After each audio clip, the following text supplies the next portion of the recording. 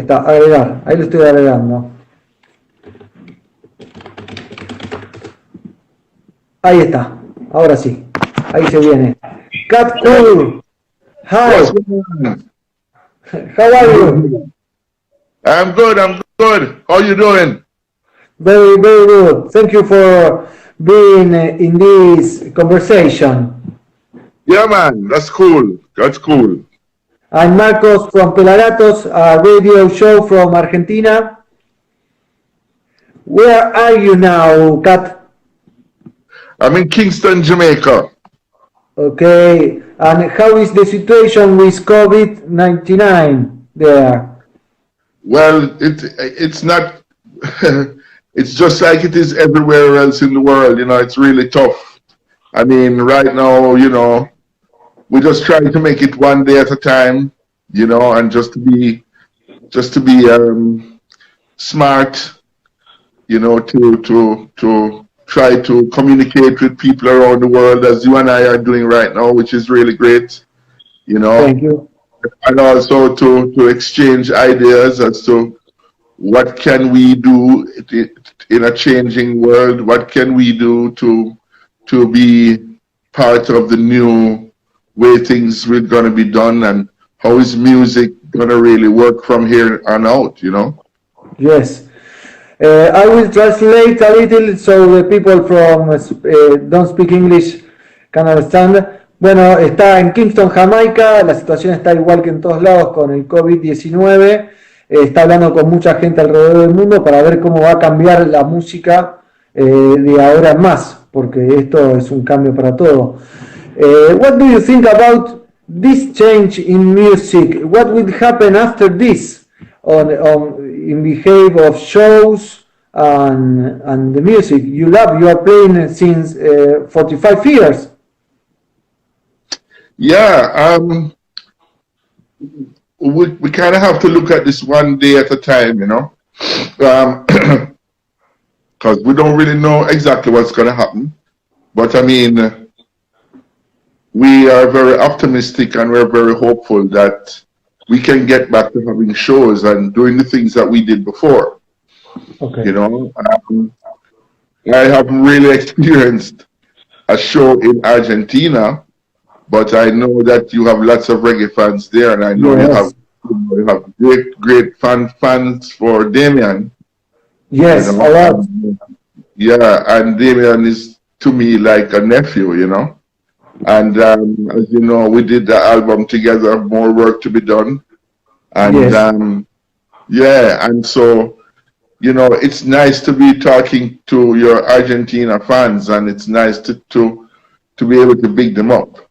But you know, as I say, I don't know when we'll be able to come down to Argentina and perform, but it's something that we'll be looking forward to, you know, and as I say, we have to take this one day at a time, but I think we're going to be lucky. And I think that, to be honest with you, in the big countries, I think the worst is gone. But, you know, like, I'm not up to date today with what's happening in the USA. I haven't been following today. You know, I've been just looking forward to doing this interview with you. So I really haven't had the TV on or anything like that. You know. Okay, thank you very much. Yeah, it's something that we all have to think about and hope that, you know, that we'll soon be back together again and we can actually exchange music from person to person in a live presentation, you know. Please, it will be beautiful. I have some question about Damian, because you told us he's like a nephew. The first time he recorded his voice, it was in your studio, and now he's the producer of your last album. What do you think about that? He's how do I say in English? He's like a very important musician in all the world, and his work is very original. And what was looking you in that knowledge of Damian to put in your band, in Third World? Well, the thing about it is that From a very long time ago, maybe 5, 6 years ago, Buddy was still alive, and I went and I asked Steve Marley, how do you feel to produce a remake of 96 Degrees in the Shade? Yes. And so he said he would love to do it, and then we got together and we started working with him. And Damien came through, and after we did that together, the idea basically it just got more and more and more. So then at the end of the day, we said, well, let's just do an album, you know? Okay. Yeah. And Damien said he wanted to definitely do that. So Damien took the lead role in the whole thing. And Steve played like a secondary role as a producer. You know, from time to time, Steve would come through and see what we're doing. But basically speaking, this was really, you know, the man in the engine room then was Damien Marley, you know. He was the mastermind of the whole thing. I saw the mini doc you make of the recording the album, and there you can see Damien talking and singing and giving his opinion of the lyrics, and I was thinking it is easy for you, a long-time musician with 22 albums, to give the power to another person to work with your music. Yeah, this was one of the things that myself and Richie really, from the very start, we kind of decided that we'd give Damien a free hand on it. We'd allow him to do what we know he does, and what he does it really well. So we kind of decided, yeah, let's let Damien do everything. Let's give him the lead on this, because what really started was that when after we had the 96 Degrees single. Yes. When we started talking to Damien about the whole thing, we Third World didn't have a lot of material, you know, to take to Damien. So we went away and we did a workshop. Okay. And we went to Damien with about 10 ideas out of that workshop. And then there were a couple that he liked and a couple that he said needed much more work, and so on and so on. But these were very basic ideas that we went into the workshop and put together. Okay. At the end of the day, what really happened was that we never ended up using any of that stuff from the workshop, because at the end of the day, Damien said, well, boy, look, I think we could do better than this. So that everything kind of started over, you know. Okay.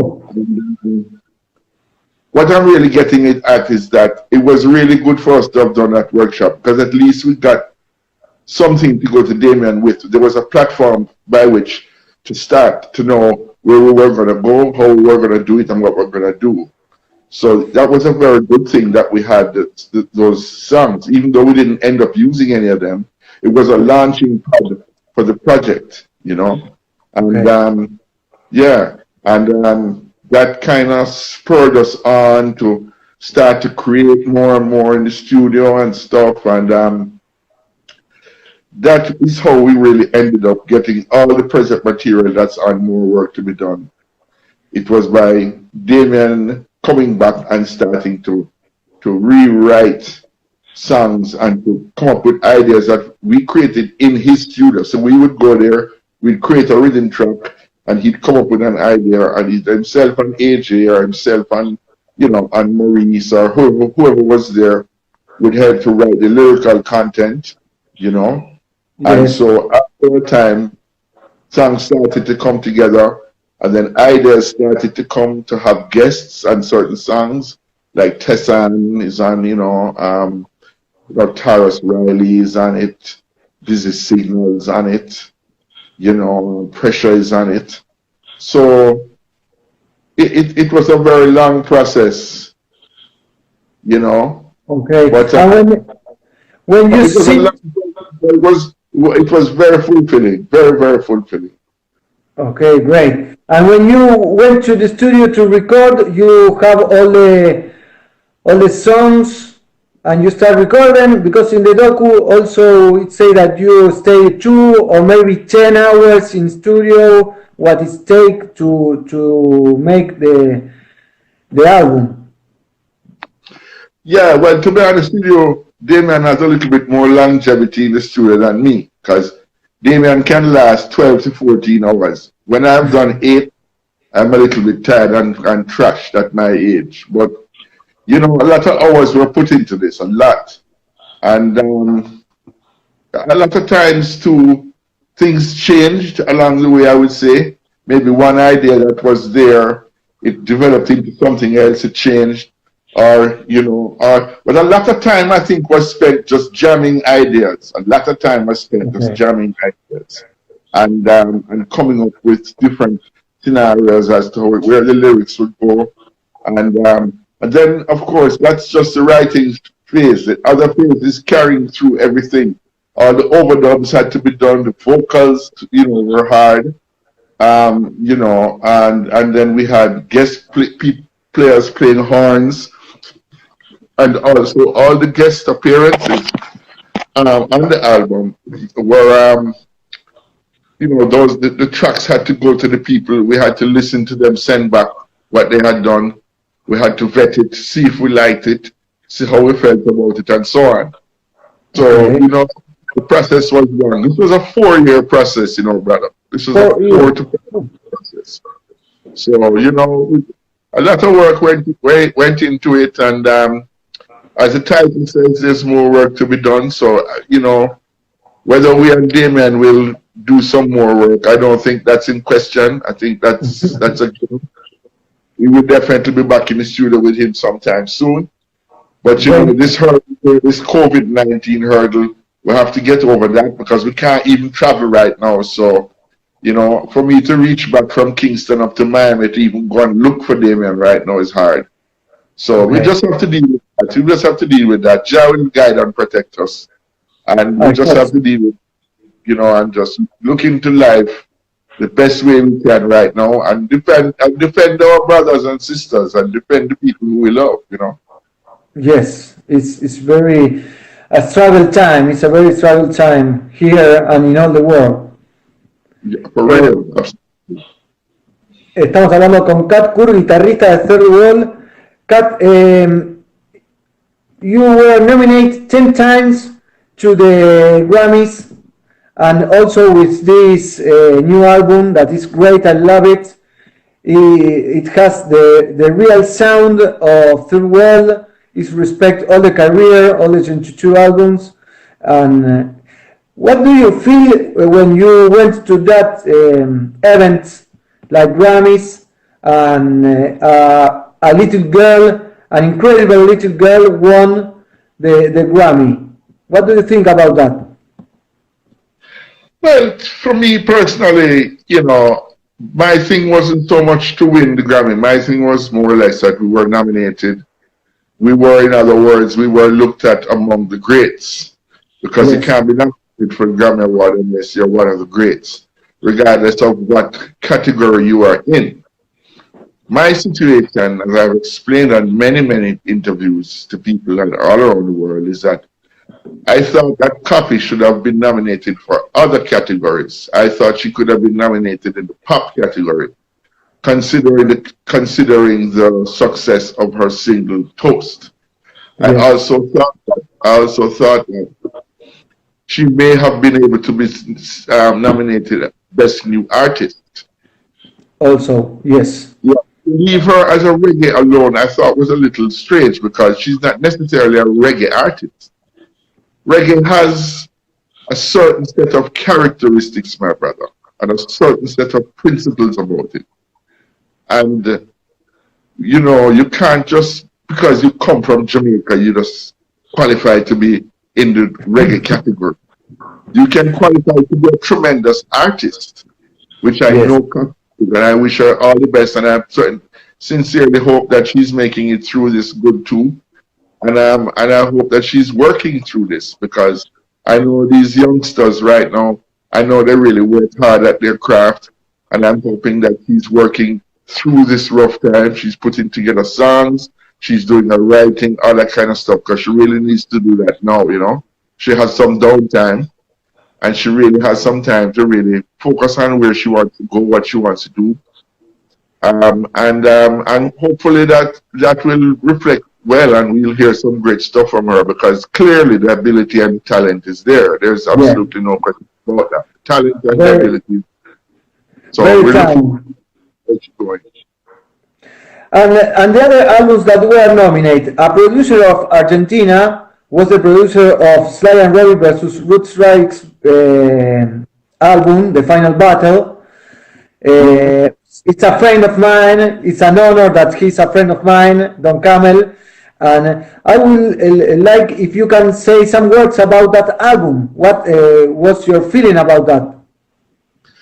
But my feeling about the album was it's out of the top drawer. I mean, it's Sly and Robbie, you know, and Roots Radix. I mean, they are top drawer reggae musicians, and they have had huge success through the years, backing people like Gregory Isaacs, and of course Sly and Robbie backed everybody. You know, everybody except the kitchen sink, Sly and Robbie have backed up.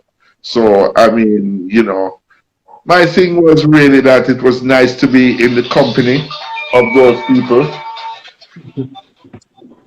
Sorry. It was nice to be in the company of Sly and Robbie and Roots Radix and Julian Marley and Steel Pulse. Yes. You know, it was really nice to be in that company. So it was really great to be in the company of Coffee, Steel Pulse, Sly and Robbie, Julian Marley. It was very great to be in their company, and we really give thanks for that. And I am biased towards my album, Third World album, because I honestly feel it's the best album. You know, it's more work to be done. I'm not blowing my own horn, but it's an extremely good album. Yes. And I'm very proud, very proud to be associated with that. I'm very proud to be part of that. So, you know, but pretty much as I say, my biggest joy was to be nominated, be amongst the nominees, and to have a chance to go and be there, you know, and to be amongst those great artists. I was with a guy over there called Kingfish Ingram. He's a blues guitarist. And for me personally, he's the best blues guitarist I've heard. I mean, probably since B.B. King. And he was nominated also in the blues category, and he didn't win either. You know, but being that we were all there, I got a chance to be with him, to interact with him, to talk to him as two guitarists. So you see, it's not just about winning, it's about being there in that whole fraternity, in the whole thing, being there with everyone, experiencing the whole thing, and getting to see the show, and knowing that you're a nominee, walking around with a nominee medal around you, and people just come up to you and say, "Hi, you're nominated.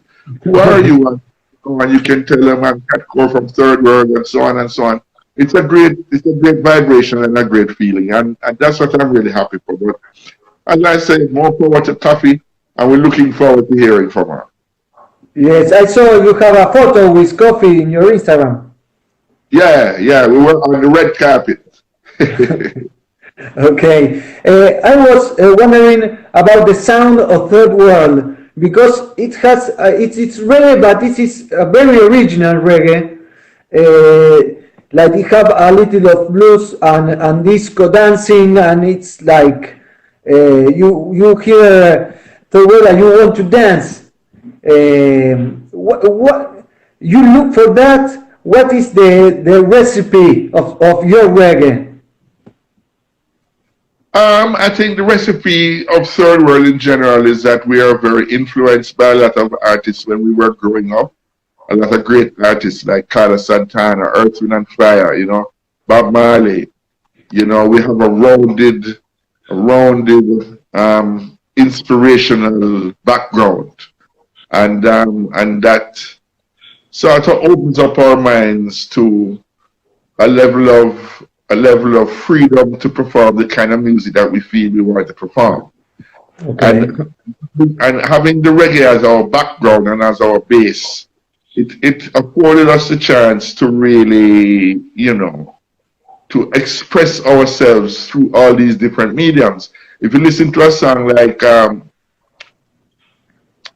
It's Alright, Go Ahead and Be Yourself, Feel Good. If you listen to that song off of More Work album, it's directly a 1970s funk type of thing, you know? Yes. It just has that little reggae element to it, but it's directly like a 1970s funk, like an old Stevie Wonder type funk or something like that. And that's really cool if you can do that, you know what I mean? It really opens up your scope, it opens up all the things that you feel in life that you can do in music. You're able to free yourself and do what you want to do, which is cool. An artist shouldn't be pinned down to one demographic. An artist should have the freedom to do things differently and to try things. So basically, that's, yeah. Yes, please. It's incredible. I love the sound of all the career of Third World, because it's a crossover band. It's you start your career and it was from there until now a crossover band, and it's good for reggae also having bands like this crossover. Yes, of course. It's very, very, very much good for reggae. Because what it does is it opens up more listeners to you, because you may have some listeners who are not familiar with reggae, but when they hear the music, they hear like a Latin flavor or a jazz flavor or something, and they want to go and listen. And then when they listen to that song, it leads them to your other songs, and it leads them from your other songs to other artists. Yes. So then they listen to Taras Riley, they start to listen to, you know, different music. This is why Damien has brought a lot of listeners to Third World with this album. Because when people hear that Damien is the producer of it, people who didn't even listen to Third World before, they start to listen now. You know, so one hand washes the other hand. You know what I'm saying? Yes, of course. It's very interesting how Jamaican musicians love being making featurings.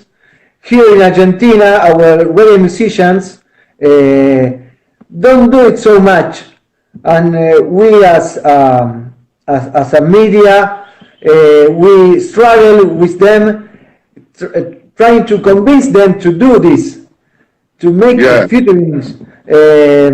What do you think about featurings, and why in Jamaica are so common? I think with that, well, we kind of like that. I think Jamaican artists kind of like doing stuff with other artists because it sort of links up the listenership, you know? I mean, you might have an artist like Beres Hammond or something, and he does something with Third World, and it opens up quite a bit of people who, you know, are Beres Hammond fans. It opens them up to listen to you. So we like to do that. We like to do the fusing, you know, fusing artists together. But I'm surprised because you guys have a lot of ska bands in Argentina. I think you guys have more ska groups in Argentina maybe than anywhere else in all of South America. No, so, I mean, we are roots reggae. Here it's roots reggae. It's the top. We have a lot of great bands making roots reggae. Like Los Cafres, Non Palidece, Dred Marai, and a lot more. But they don't combine so much. But well, thank you for giving us that advice. Yeah.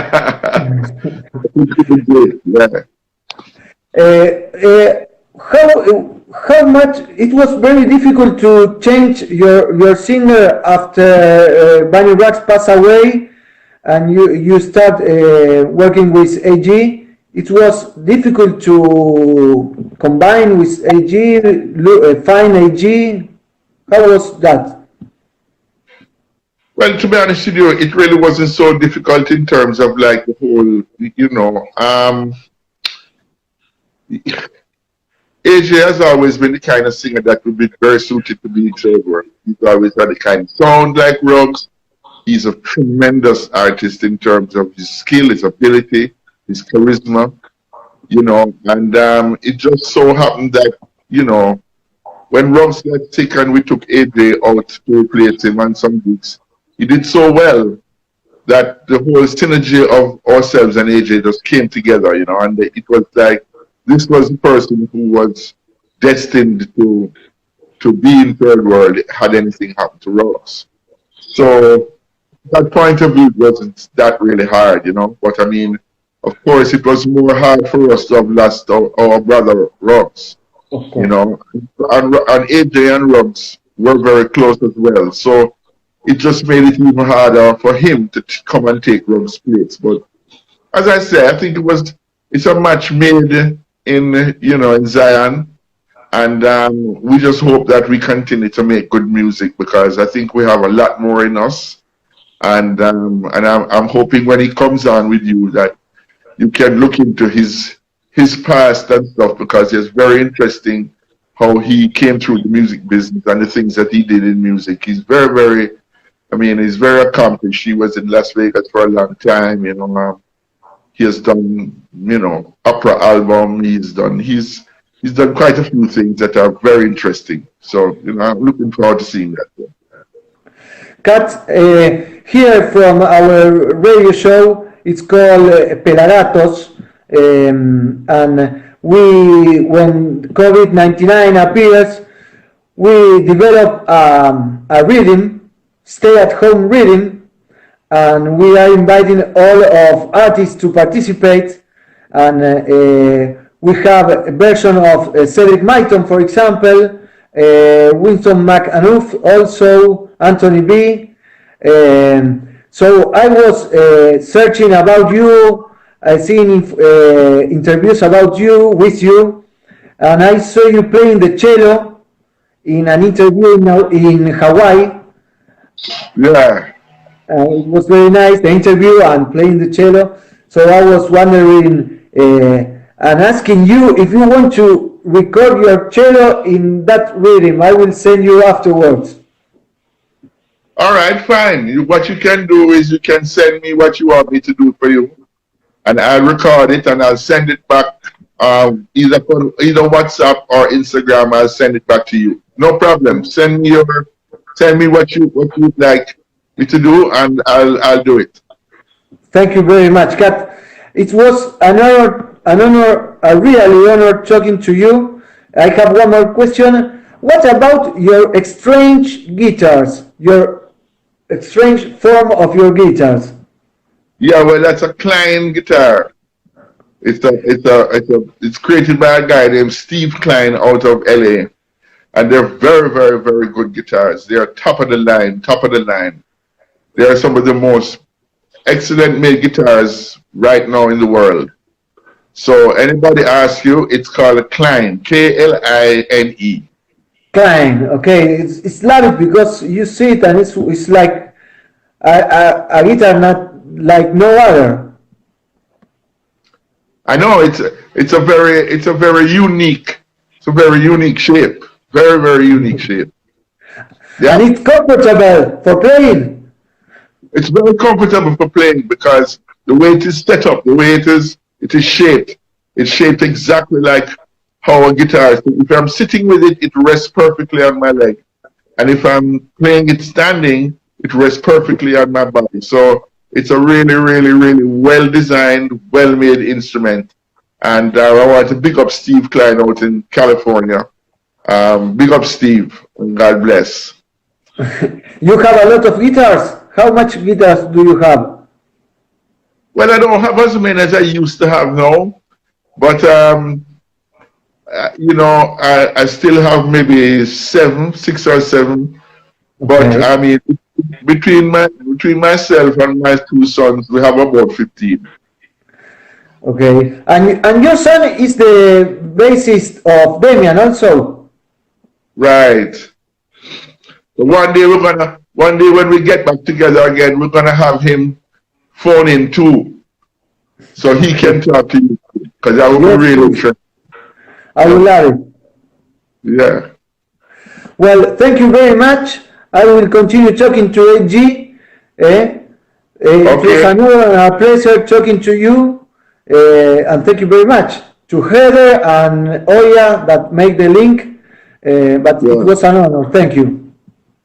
Thank you very much, my friend, and have a good talk with AJ. Lots of love. Yeah, thank you very much. Okay. Bye. Bueno, se va Cat Coore, me da vergüenza eliminarlo de un chat, ¿no? Pero ahora lo vamos a llamar a AJ Boost Brown, que está ahí del otro lado. AJ, I'm calling you. Bueno, espero que lo estén disfrutando tanto como yo, porque, nada, estoy un poco nervioso, pero vamos para adelante. AJ, how are you? I am good. How you doing, man? Nice to talk to you. I'm well. I'm a little nervous talking to you too. Why? Nervous? Because I'm talking in English and okay. You're a very big band, and it's an honor also talking to you. Yes, man. It's great to be on your show. Thanks for inviting us, and I'm ready to talk. Okay, tell me something about Cat. Working with Cat. Well, you know, I've been working with Cat on Third World for years, even before I joined the band, because I remember vividly singing some background vocals on some of their albums when they were recording in Kingston. When they had like rehearsals at their place called Zinc Fence at the time, Zinc Fence. I used to go there, just go there a lot, hang out with them. So it's the association has been there and vibrant for years and years and years. It's great working with Cat in the sense that he has the vision that he has for reggae music has been constant, consistent, and his talent is like his talent is without a doubt second to none. It's not a lie when Damien said very few people can play guitar like Uncle Cat. Much less the cello. So I'm very versatile as a musician, and he sings, he plays, very talented, and it's great to be part of a band that he helped to create and is running right now. Yes, and what a band! What a band! What a band! I was thinking about how much it was difficult to you to replace with your style a friend of yours like Bunny Rags, and it was great because you give to the band your style that changed the sound, of course, of the band. But it was difficult at the first times. You were nervous. Well, I'm a little seasoned in the business now, so nerves is kind of secondary as opposed to what I wanted to accomplish. But don't get me wrong. No. It was nervous for me when I went on the tour. My first tour of Europe with Third World, the first show that we did was in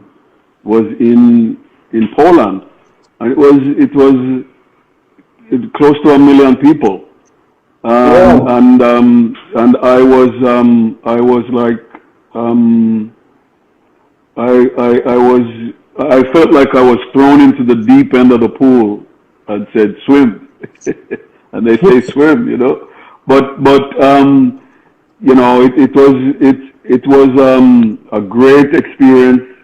It's one of those experiences that I will never forget, and to be able to have accomplished that at the get go was testament as to what I brought to the table and the synergy and the chemistry between me and the band.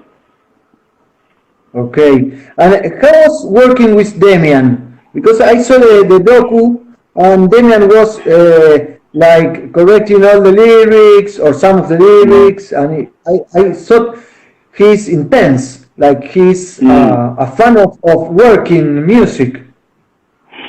Well, it is clear that he enjoys what he does. It is clear that he has he's not doing it off the cuff, um, but he's open to all suggestions, and he it looked like he enjoyed working with us. To me, I personally know that I enjoyed working with him, and the whole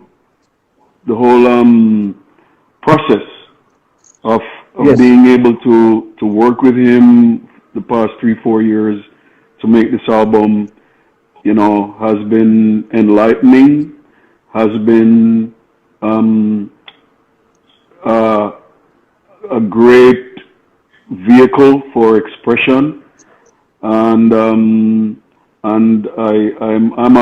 a better person because of this album. And just wanted to pan around so you can see the different Yes. works that I've been You doing, play as you that? can see in the background. Yes, these are my paintings. I'm a Bachelor of Arts in Art, so I graduated from University of Nevada, and Okay. what and I'm doing more work to be done series.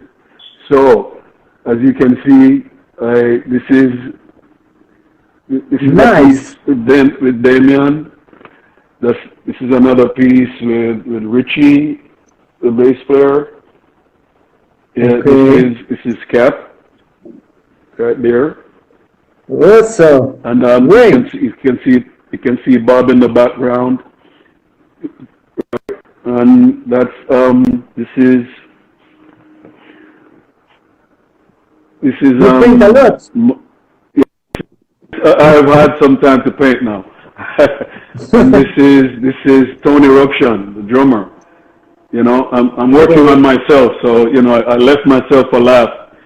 So and I'll be dealing with Maurice as well. So those two I'm still working on. But you know, that's what the whole creative process has done. You know, being able to not just express in words and music, but in colors and art. Okay. Yes. You are a full artist. Yes, sir. Yes, sir. Great works. I love them. Thank you. How was how you leave the nomination on the Grammys, and how was the experience there? You went.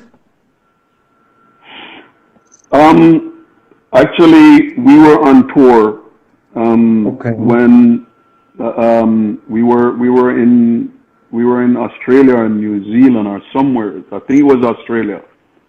Um, when the we were in New Zealand en route to Australia when the Grammy Awards date was announced. So it was very hard for us to all be there. So um, and it would have been very expensive as well for 9 of us to, or 6 or 7 of us to be there. So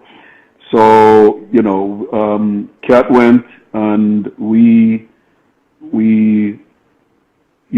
had to wait for him to come back with the Grammy. So we told him, listen, if you do not come back with the Grammy, my friend, do not come back at all.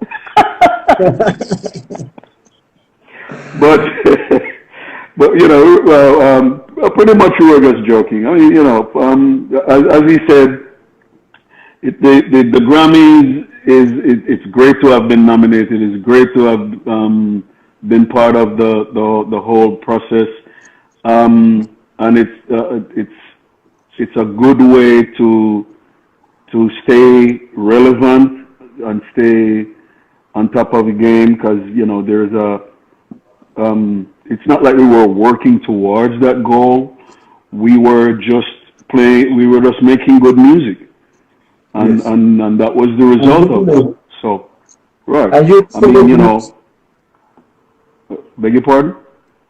You do good music. I love it. The last album, it's incredible. Thank you.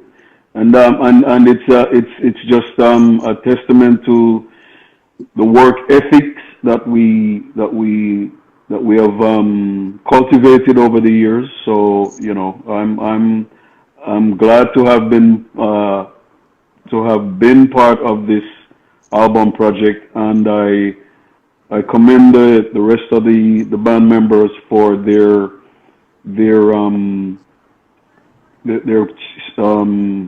the way they approached the making of this album, and big up to Damien and Richie, Maurice. I mean, we were the ones who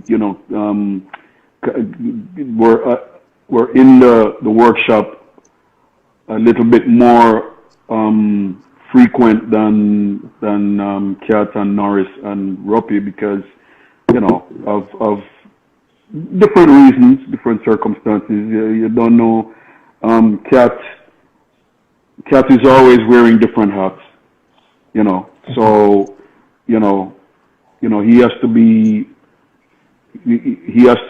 in so many places,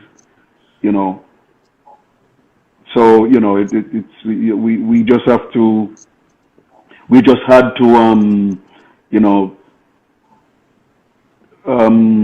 just make sure that we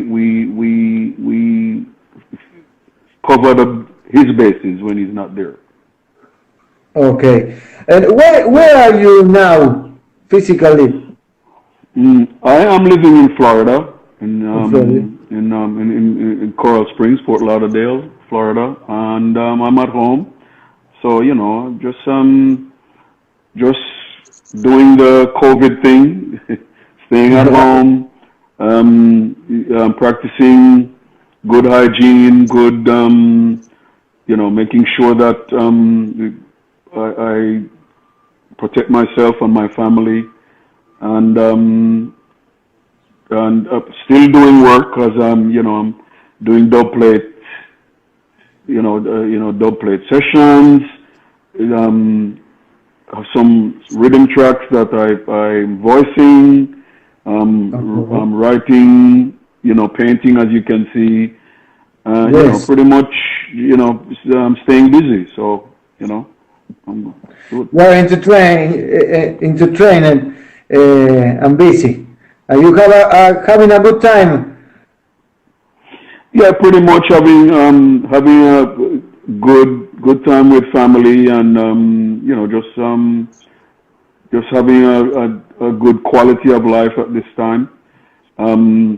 Because as you know, we are touring musicians, and when the time comes, we have to go out, and sometimes we are away from our families for long period of time. So this is a good way to just spend quality time with family at this point. Yes, to stay home and to be with our family, it's always nice. Mm-hmm. And I just want to say I have not been to Argentina yet, but I'm looking forward to You have being to. able to, yeah, to share music with or live music with the people of Argentina. Um, I was reading an article where they're doing, they're gonna start live performances, but they have to like still practice the the 6 feet social distancing. So a venue like a 1,000 seater would end up maybe taking 250 people just to space them out. You know, Yes. Yes. so it looks like that may be the the approach going forward for a while.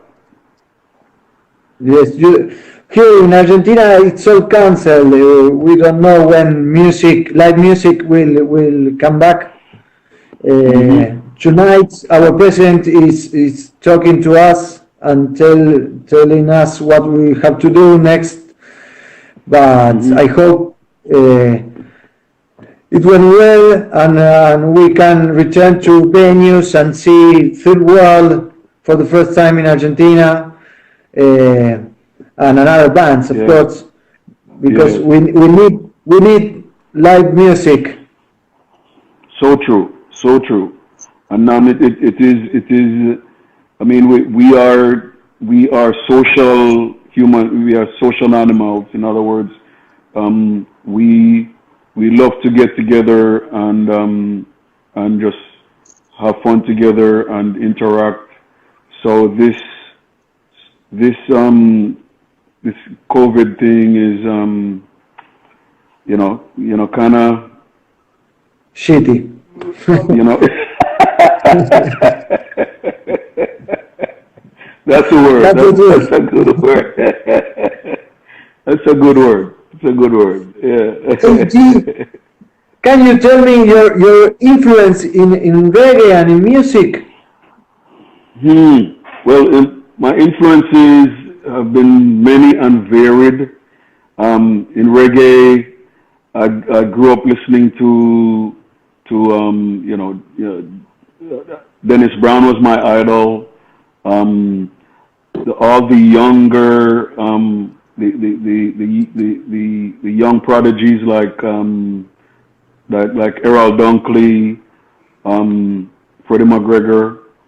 Um, they when I was growing up, they were the ones who were like really exciting. There are groups like Heptones and Melodians and all the groups that did harmony. Um, and then there were bands like Third World and Inner Circle and so for me it was just a a good time to have been growing up listening to a music that is now worldwide. I mean, in those days it was just music that was being expressed by Jamaicans for Jamaicans, but now it's for the world. So Yes. as it relates to music in general, um, I I used to listen. Wow, you know, Shaka Khan, Stevie Wonder, Four Tops, The Temptations, Aretha Franklin. I mean, I could go on and on about it with the different influences. I mean, jazz folks like Grover Washington, Eric Gale. Classical singers like Luciano Pavarotti, Andrea Bocelli. you know, so. And you were an opera singer also? Well, I do not regard myself as an opera singer. I just sing opera music or classical music. But I have a little soft spot for that genre because of just the way how the music is arranged and the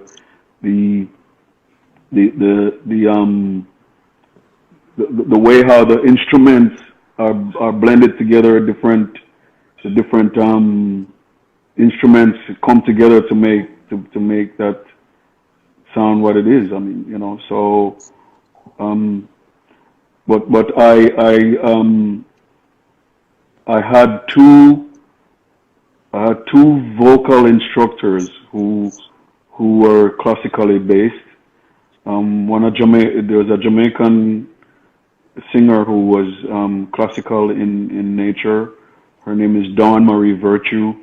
She was my first vocal coach.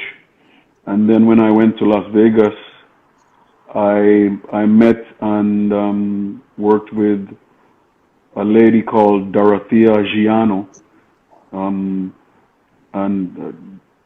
she was a retired opera singer. Okay. So I was able to learn the finer points of vocal production, preservation, and you know, and all those things. Great. Because when I was talking to Kat, he told you was an opera singer or you practiced, and I was wow. Yes, well, I've done a classical album that has it was like a commissioned album that the person loved, picked 10 songs, and they were songs that she liked, and she wanted to, you know, me to immortalize those folks with my vocal treatment of the songs that she picked. So, you know, it was a challenge, but it came out really well. So, you know, I was encouraged by that, and when I started doing some of the songs live, that was when it really it really showed that there was that appreciation for my sound. So, you know. Great. And you are listening the new reggae revival stars like Protege, Chronics. What do you think about?